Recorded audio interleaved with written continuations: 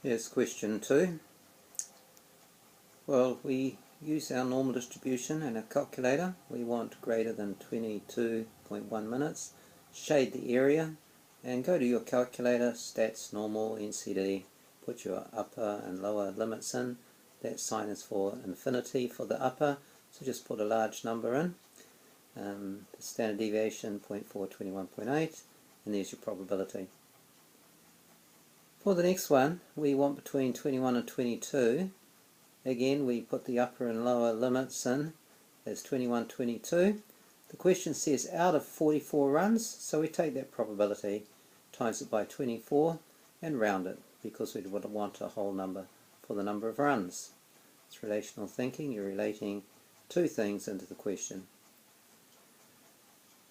For this one here, we look at the probability of one run under 21.4. And we find the probability is 0.15865. Then we have a look at a probability tree. I've only drawn part of it here. 3 runs consecutively each have a probability of 0.15865. So that's less than 1%. So we can assume that the shoes would have made a difference. There's the probability by chance of 3 consecutive runs under 21.4 minutes is only 0.4%. That's thinking, extended abstract thinking. Excellent. For this one here, 10% of 44 is 4.4. Now if we go to the first bar, that's too high. If we go to the second bar, that's 2 plus 6, that's 8. Well, that's too many. So we'd say that 21.2 minutes is the run time she has to beat. And how does this answer compare to the time to beat in the fastest 10%? Well, if she's going fast, that means her run time is low.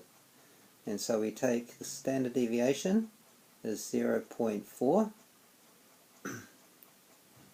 We're using inverse normal. We're given 10% is 0.1, and we find it's 21.29. This time compares well to the histogram.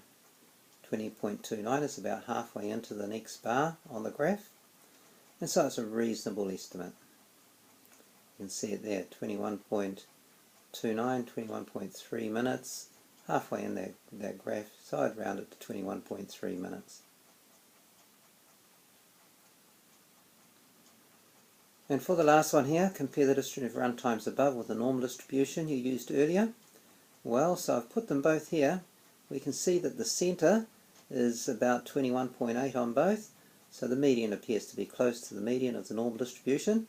That's 21.8 minutes, so that's reasonably good. Now we look at the standard deviation.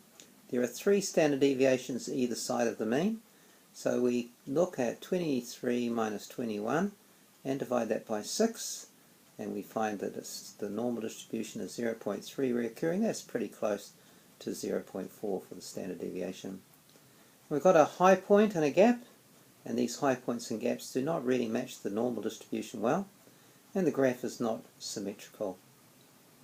And for another point, I've put the graph does approximate a normal distribution overall.